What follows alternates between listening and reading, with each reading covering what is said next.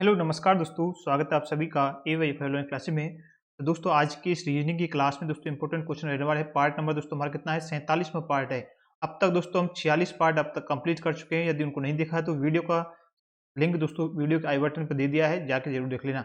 Important question दोस्तों आपके कुछ प्रकार से क्वेश्चन होंगे। पी क्यू से छोटा है परंतु टी से लंबा है, आर सबसे लंबा है, एस पी से छोटा है परंतु सबसे छोटा नहीं, ऊंचाई के घटते हुए क्रम में अंतिम दूसरा कौन सा होगा। दोस्तों आपके सामने ऑप्शन दे रखेंगे। तो ये दोस्तों आपका कैलेंडर से क्वेश्चन है।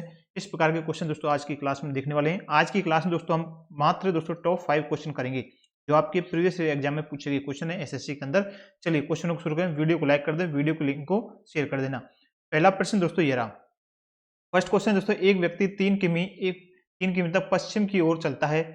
यह क्वेश्चन दोस्तों आपके दिशा से इनकी डायरेक्शन से संबंधित क्वेश्चन दोस्तों। किसका ये टॉपिक है दोस्तों आपका, दिशा का, उससे संबंधित क्वेश्चन है दोस्तों। सबसे पहले आपको दोस्तों दिशाओं का ज्ञान होना चाहिए। देखिए ये दोस्तों आपकी दिशाएं होती हैं दोस्तों, पूर्व, पश्चिम, उत्तर और दक्षिण। दोस्तों ये आपकी दिशा है, याद रखिए इन दिशाओं का आपको ज्ञान होना चाहिए। अब क्वेश्चन को पढ़ते हैं दोस्तों। एक व्यक्ति 3 किमी पश्चिम की ओर चलता है। इन पश्चिम के दर दोस्तों आपका इधर तरफ, पश्चिम के दर दोस्तों इधर की तरफ चलता है। दोस्तों ये मान लें हम इसका दोस्तों ये पॉइंट दोस्तों आपको होगा इसका, ये पॉइंट दोस्तों यहाँ से दोस्तों ये पश्चिम की ओर कितना चलता है, 3 किमी दोस्तों हमने इसे चला दिया। ये दोस्तों 3 किलोमीटर दोस्तों पश्चिम की ओर हमारा चल गया। आगे सवाल बोल रहा था दक्षिण की ओर मुड़ जाता है। इनकी दक्षिण की ओर दोस्तों किधर मुड़ेगा, दक्षिण की ओर दोस्तों ये कहां पर मुड़ेगा, यानी कि नीचे की ओर दोस्तों ये दक्षिण की ओर मुड़ जाता है।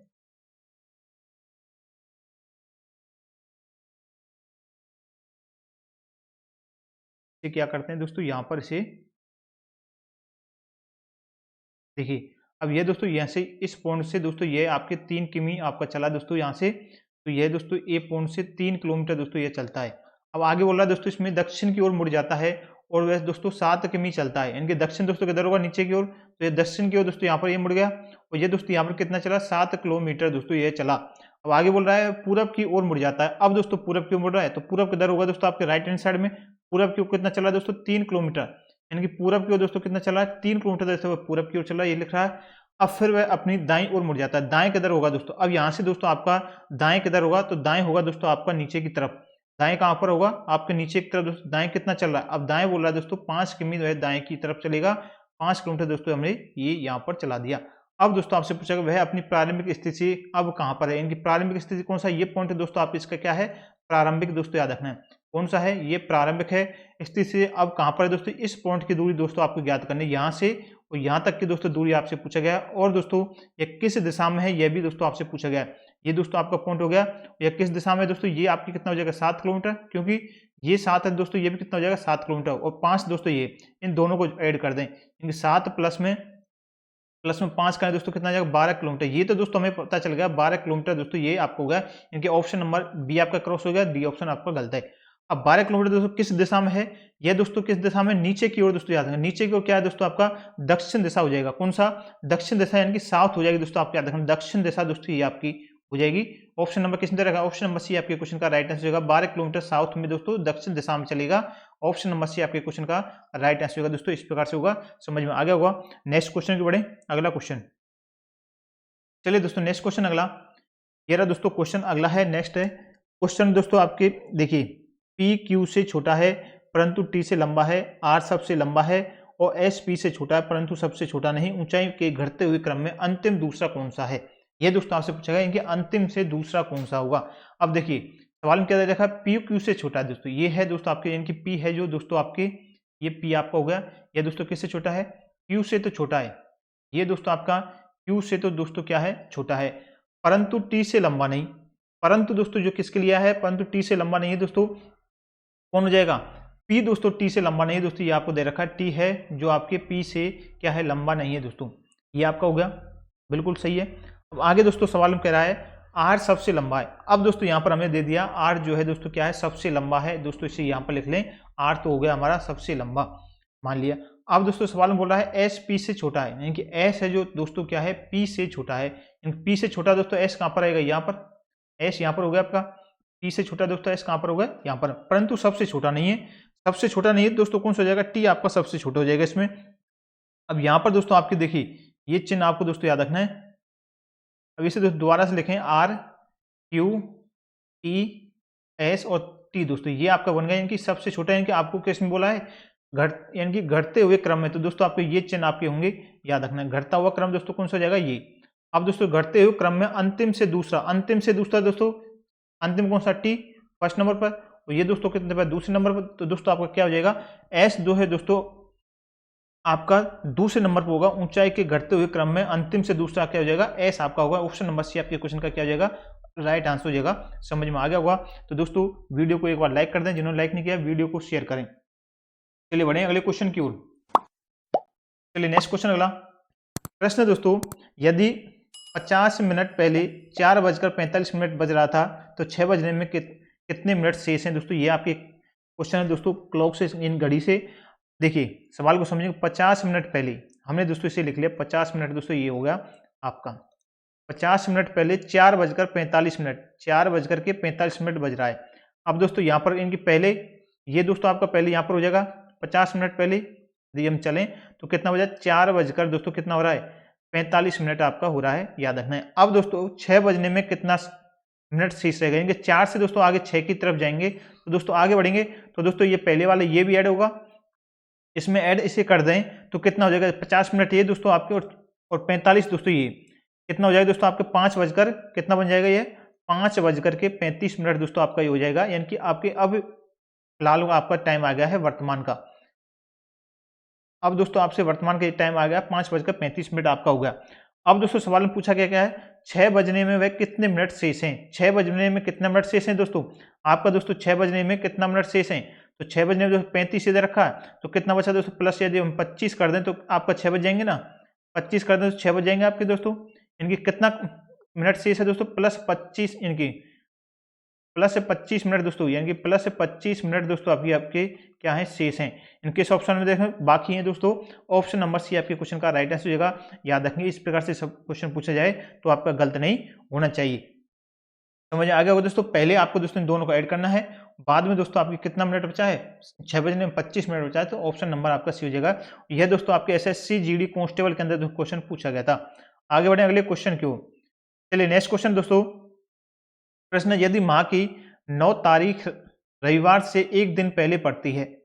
चलिए दोस्तों क्वेश्चन को जिस प्रकार से पढ़ते हैं उसी अनुसार दोस्तों, यानी कि माह की 9 तारीख रविवार से एक दिन पहले पड़ती है दोस्तों, यानी कि 9 तारीख दोस्तों रविवार से एक दिन पहले पड़ेगी। तो दोस्तों ये मान लें हम महीने का दोस्तों कौन सा, आपका 9वां दिन दोस्तों, ये दोस्तों आपका 9वां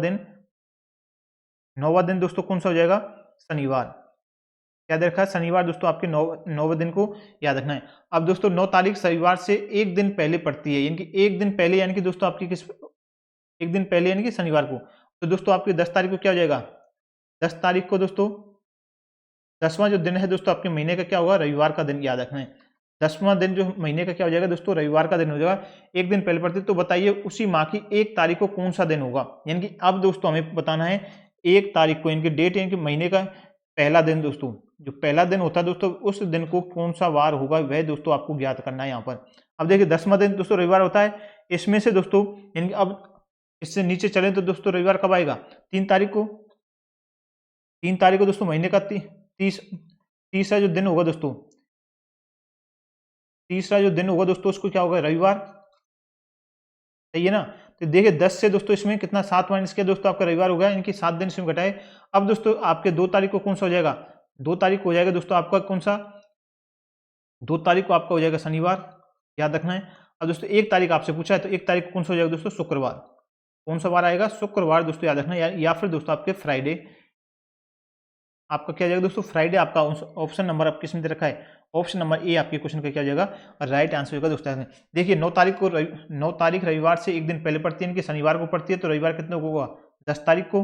और 10 तारीख को दोस्तों 3 तारीख को फिर रविवार होगा, और दोस्तों आपके 1 तारीख को कौन सा हो जाएगा, शुक्रवार, आपका याद रखना है। इस प्रकार से क्वेश्चन होगा, याद रखिए दोस्तों। आगे बढ़े अगले क्वेश्चन की ओर। चलिए दोस्तों इस क्वेश्चन को करने के लिए दोस्तों सबसे पहले मैं आपके लिए कुछ फॉर्मूला आपके लिए बता देता हूं। ये दोस्तों आपके इंपॉर्टेंट है, जो आपके फॉर्मूला मैं आपको बता रहा हूं। देखिए यदि आपसे पूछ लिया जाए, सभी फॉर्मूला को नोट कर लें दोस्तों। छोटे घनों की कुल लंबाई दोस्तों आपसे कुल संख्या आपसे पूछ ली जाए तो क्या हो जाएगा दोस्तों, एन क्यू, यानी कि जो एन क्यू दोस्तों आपको हो जाएगा। अब आपसे पूछ लिया जाए दूसरा है कोने वाले घन। ये दोस्तों आपका दूसरा हो जाएगा, दूसरा पॉइंट है आपका कोने वाले घन। कोने वाले घन पूछे दोस्तों, यानी कि 3 सतह, 3 सतह दोस्तों, 3 सतह रंगीन हो दोस्तों, तो उसे ज्ञात करने के दोस्तों क्या होता है, यानी कि दोस्तों इसका डायरेक्ट है 8 हो जाएगा। अब दोस्तों आपसे पूछ ले जाए, नेक्स्ट है दोस्तों आपका मध्यस्थ घन, यानी कि आपका मिडिल क्यूब दोस्तों आपसे पूछ जाए, मिडिल क्यूब आपसे पूछ ले जाए, यानी कि इसे दोस्तों लिख देते हैं मध्यस्थ, मध्यस्थ घन, यानी कि आपका दोस्तों कितना, 2 सतह रंगीन, या आप कह सकते हैं 2 सतह आपकी रंगीन हो। तो दोस्तों उसके लिए क्या फॉर्मूला है, उसके लिए फॉर्मूला होता है दोस्तों, याद रखना है 12n-2। ये फॉर्मूला दोस्तों आपको याद रखना है, ये फॉर्मूला आपको क्या करना है, याद रखना है दोस्तों, एग्जाम में पूछा जाता है। अगला क्वेश्चन है, अब दोस्तों आपसे पूछ लिया जाए केंद्रीय घन, यानी कि सेंट्रल क्यूब्स क्या पूछ लिया जाए, यानी कि केंद्रीय घन क्या होता है, सेंट्रल क्यूब्स, यानी कि केंद्रीय घन आपसे पूछ लिया जाए, यानी कि कह सकते हैं एक सतह रंगीन हो। जब आपकी दोस्तों एक सतह क्या हो, रंगीन हो, तो दोस्तों उसे ज्ञात करने का फॉर्मूला क्या है, डायरेक्ट याद रखेंगे 6n-2 का स्क्वायर, याद रखना n-2 का स्क्वायर हो जाएगा। या फिर दोस्तों आपसे आगे पूछ ले जाए आंतरिक केंद्रीय घन, यानी कि दोस्तों इनर सेंट्रल क्यूब्स आपसे पूछ लिए जाएं, यानी कि जो इसे हम क्या कह सकते हैं, इनके बिना रंगे हुए घन दोस्तों कह सकते हैं, बिना रंगे घन। दोस्तों कितना हो जाएगा, इसका फॉर्मूला क्या हो जाएगा, n-2 का क्यू दोस्तों, ये आपका फॉर्मूला होता है। ये सभी दोस्तों आपको याद रखना। अब सवाल को दोस्तों आपको पढ़ना है और आपके बाद में इसका आंसर देना है दोस्तों, क्या आंसर हो जाएगा सवाल को पढ़ने के बाद में। चलिए अब सवाल को सॉल्व करते हैं दोस्तों। सबसे पहले देखो, एक रंगीन घन को 64 छोटे घनों में काटा जाता है। 64 छोटे घनों के अंदर दोस्तों इसे काट रहा है, तो यहां से दोस्तों आपको क्या ज्ञात करना पड़ेगा, सबसे पहले दोस्तों आपका इनके छोटे घनों की कुल संख्या आपको ज्ञात करनी पड़ेगी कि एक रंगीन घन को 64 घने टोटल इसको काट दिया, तो छोटे घन का मान दोस्तों आप लोगों को इसमें सबसे पहले आपको ज्ञात करना है। तो किस प्रकार करेंगे दोस्तों, मैंने आपको बताया सबसे पहला वाला फॉर्मूला है दोस्तों, छोटे घनों की कुल संख्या क्या होती है, एन क्यू बराबर कितना दे रखा है दोस्तों हमें 64, तो एन कितना आ जाएगा दोस्तों, इनकी 64 का क्यू क्या होता है, तो दोस्तों 64 का क्यू क्या हो जाएगा दोस्तों आपका 4, क्या हो जाएगा 4, आपका ये हो गया दोस्तों। अब दोस्तों आपसे सवाल में क्या पूछा गया है, तो ऐसे कितने घन हैं जिनमें कम से कम 2 सतह रंगीन हैं, यानी कि दोस्तों 2 सतह रंगीन हैं। 2 सतह रंगीन दोस्तों कहां पर दे रखा है, हमने फॉर्मूला कराया था, मध्य 2 सतह रंगीन है दोस्तों, ये वाला फॉर्मूला इसमें अप्लाई होगा, सीधा फॉर्मूला अप्लाई कर दो, आपको कुछ भी नहीं करना है।